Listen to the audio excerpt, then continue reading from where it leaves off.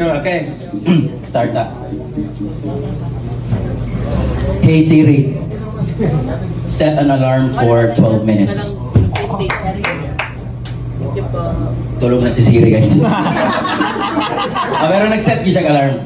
Yeah, di ba? Kisay mga naka-iPhone ya. Dagan. Ngano ang mga naka-Android mo, di man proud. Okay na mo? Okay na Android? Ay na, ikawas. Just keep it there.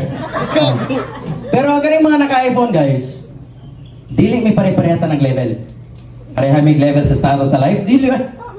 Ako, mas lamang ko.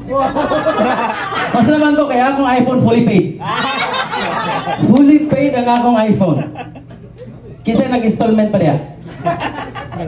Ew, naka-installment. Nag-snatch na ako. Nag-snatch. Kisa naka-plan sa Globe. Wala po. Ew po na silang ew.